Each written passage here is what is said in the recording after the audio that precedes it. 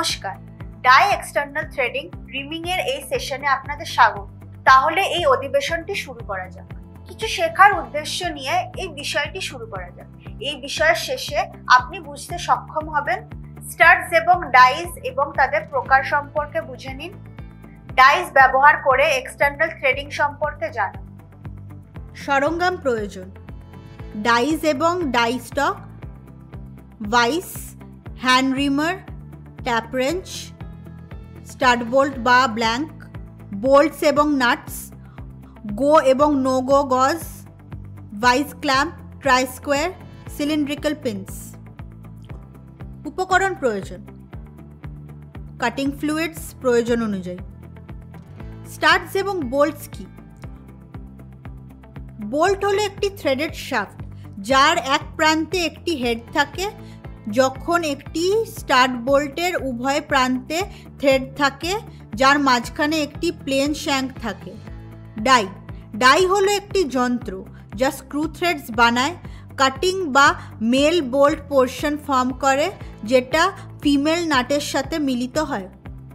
আসুন আমরা জেনে নিই বিভিন্ন ধরনের ডাইস এবং তাদের ব্যবহারের সম্পর্কে। ডাইস নিম্নরূপ: সার্কুলার স্প্লিট ডাইকে বাটন ডাইও বলা হয়, হাফ ডাই এবং adjustable screw plate die. Circular split dies সম্পর্কে জানা যাক। সার্কুলার স্প্লিট ডাইগুলি এক্সটার্নাল স্ক্রু থ্রেড কাটার জন্য ব্যবহৃত হয় এবং সেগুলিকে ডাই স্টক দিয়ে ম্যানুয়ালি বা ফ্লোটিং ডাই হোল্ডার ব্যবহার করে মেকানিক্যালি ব্যবহার করা যেতে পারে।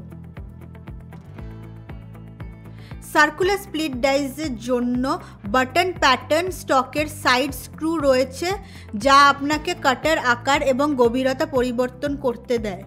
যখন সেন্টার স্ক্রুটি সরানো হয় এবং সেট করা হয় তখন এটি কাটার গভীরতা নিয়ন্ত্রণ করে যাতে আপনি প্রিসাইজ এক্সটার্নাল স্ক্রু থ্রেড তৈরি করতে পারেন।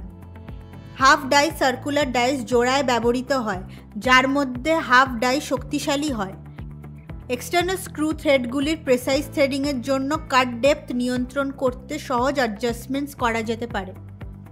ডাই স্টকের স্ক্রুকে টাইট করে ডাই পিসটিকে কাছাকাছি আনা যায় এবং স্ক্রুটি আলগা করে ডাইটি আলাদা করা যেতে পারে।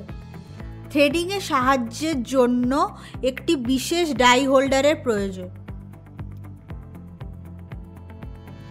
অ্যাডজাস্টেবল স্ক্রু প্লেট ডাই হলো হাফ ডাইয়ের মতোই একটি 2 পিস ডাই যা precise and versatile external screw thread কাটিংয়ের জন্য স্প্লিট ডাইয়ের তুলনায় আরও উল্লেখযোগ্য অ্যাডজাস্টমেন্ট ক্ষমতা প্রদান করে।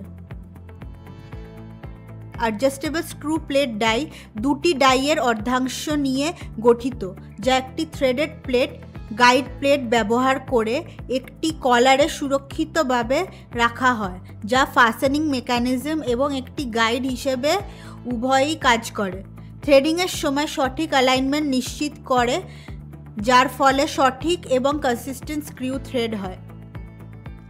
কুইক কাট ডাই স্টক নিরাপদে শনাক্ত করে এবং কঠোরভাবে ডাই পিসগুলোকে ধরে রাখে যখন গাইড প্লেটটি শক্ত করা হয়।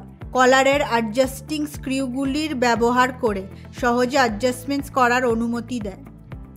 ডাই হালসের বটম টেপারটি থ্রেড শুরু করতে সহায়তা করে এবং উভয় টুকরোতে প্রতিটি ডাই হেডের একপাশে একই সিরিয়াল নম্বর স্ট্যাম্প করা উচিত। সলিড ডাইস ক্ষতিগ্রস্ত থ্রেডগুলিকে চেজিং বা রিকন্ডিশনিং ড্যামেজ থ্রেডসের জন্য ব্যবহার করা হয় এবং নতুন থ্রেড কাটার জন্য নয়। এগুলি বিভিন্ন আকার এবং স্ট্যান্ডার্ডসে আসে এবং একটি সঠিক আকারের স্প্যানার দিয়ে পরিণত হয়। শুরু করার জন্য আমাদের ব্ল্যাঙ্ক সাইজ পরীক্ষা করতে হবে। Blank size D equal to D minus within brackets p/10, যেখানে ডি ইকুয়াল টু বোল্টের diameter, P equal to threaded pitch. Die স্টকের ডাই ঠিক করুন এবং ডাই স্টকের ধাপের বিপরীতে ডাইটি লিডিং দিকটিতে রাখুন। ভাইসে ভালো গ্রিপ নিশ্চিত করার জন্য ফলস জজ ব্যবহার করুন। ভাইসের উপর ব্ল্যাঙ্ক প্রজেক্ট করুন শুধুমাত্র প্রয়োজনীয় থ্রেড লেন্থসে। নিশ্চিত করুন যে ডাই স্টকের সেন্টার স্ক্রুটি শক্ত করে ডাইটি পুরোপুরি খোলা রয়েছে। ডাই শুরু করুন। নিশ্চিত করুন যে ডাইটি বোল্ট সেন্টার লাইনে স্কোয়ার। ডাই স্টকের ওপর সমানভাবে প্রেসার প্রয়োগ করুন এবং ক্লকওয়াইজ দিকে ঘোরান যাতে বোল্টের ফাঁকে ডাই এগিয়ে যায়। ধীরে ধীরে কাটুন এবং চিপগুলি ভাঙার জন্য অল্প দূরত্বের জন্য ডাইটিকে রিভার্স করুন। কাটিং চলাকালীন কাটিং ফ্লুইড ব্যবহার করুন। আউটার স্ক্রুগুলি অ্যাডজাস্ট করে ধীরে ধীরে কাটের গভীরতা বাড়ান। একটি ম্যাচিং নাটের সঙ্গে থ্রেড পরীক্ষা করুন। নাট ম্যাচ না হওয়া পর্যন্ত কাটিং পুনরাবৃত্তি করুন। কাটিংয়ের মাঝখানে বিরতি দিন। একবারে পুরো লেন্থ কাটলে থ্রেড এবং ডাই নষ্ট হয়ে যেতে পারে। প্রতিটি স্মল কাটের ওপর ডাই থেকে চিপ সরাতে থাকুন। আসুন হ্যান্ড রিমার্সের সম্পর্কে বুঝে নেওয়া যাক। রিমিং হলো একটি কাটিং প্রক্রিয়া যা হোলের সঠিক মাপ তৈরি করতে এবং একটি ওয়ার্কপিসে এক্সিস্টিং হোল ইন্টিরিয়ার ওয়ালসগুলিকে স্মুথ করতে একটি রোটারি কাটিং টুল ব্যবহার করে। রিমার হলো একটি মাল্টি পয়েন্ট কাটিং টুল যা প্রিভিয়াসলি ড্রিল করা হোলসকে সঠিক আকারে বড় এবং শেষ করার জন্য ব্যবহৃত হয়। রিমার্স নিম্নলিখিত হিসেবে শ্রেণীবদ্ধ করা হয়: হ্যান্ড রিমার্স, মেশিন রিমার্স। ট্যাপ রেঞ্জগুলি ধরে রাখার জন্য হ্যান্ড রিমারদের শেষের দিকে স্কোয়ার সহ স্ট্রেট শ্যাঙ্কস থাকে। মেশিন রিমারগুলি একটি ফ্লোটিং চাকের মাধ্যমে মেশিন টুলের স্পিন্ডেলে লাগানো হয় এবং রিমিংয়ের জন্য ঘোরানো হয়। মেশিন রিমারকে মেশিনের স্পিন্ডেল ধরে রাখার জন্য মোর্স ট্যাপের শ্যাঙ্ক দেওয়া হয়। আসুন বুঝে নিই কীভাবে রিমারের জন্য ড্রিলের আকার গণনা করবেন। ফিনিশ সাইজ হলো রিমারের ডায়ামিটার। আন্ডার সাইজ হলো ড্রিল ডায়ামিটার। বিভিন্ন রেঞ্জেসের জন্য আকারের recommended reduction. Over size of drilled whole.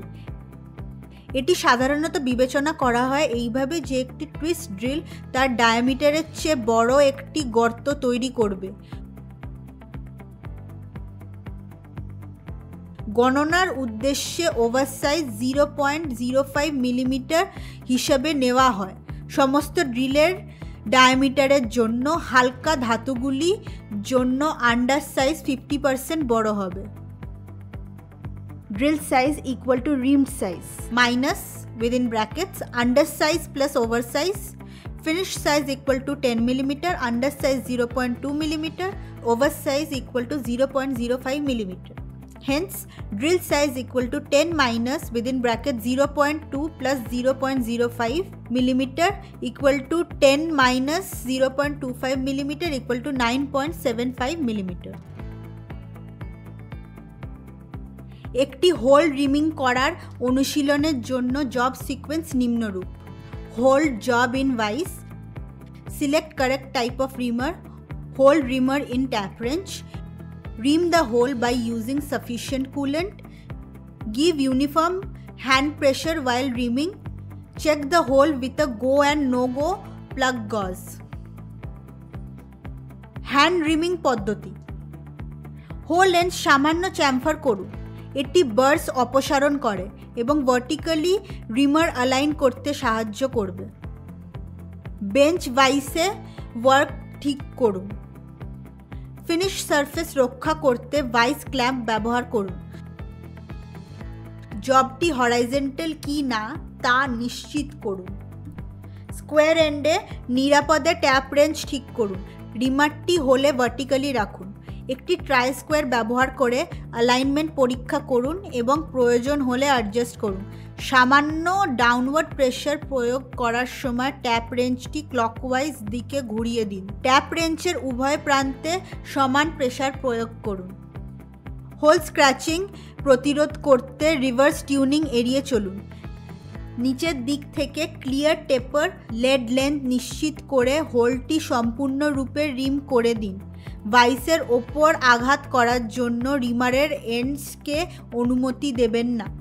রিমারটি whole থেকে ক্লিয়ার না হওয়া পর্যন্ত আপওয়ার্ড পুল দিয়ে রিমারটি সরান। রিমড হোলের নিচ থেকে বার্স সরান এবং হোল পরিষ্কার করুন। সাপ্লাইড সিলিন্ড্রিক্যাল পিন দিয়ে অ্যাকিউরেসি পরীক্ষা করুন। আসুন ডাই এক্সটার্নাল থ্রেডিং এবং রিমিং এর ওপর এই সেশনটি সংক্ষিপ্ত করা যাক। এটি ডাইসের ধরন, ডাইসের ব্যবহার করে এক্সটার্নাল থ্রেডিং, হ্যান্ড রিমার এবং রিমারের জন্য ড্রিলের আকার গণনা করার মতো বিষয়গুলি কভার করা। এতে জব ঠিক করা, ট্যাপ রেঞ্জ ব্যবহার করা এবং সিলিন্ড্রিক্যাল পিনস দিয়ে অ্যাকিউরেসি যাচাই করা সহ ডাইয়ের ধরন এবং হ্যান্ড রিমিং এর প্রক্রিয়া জড়িত রয়েছে।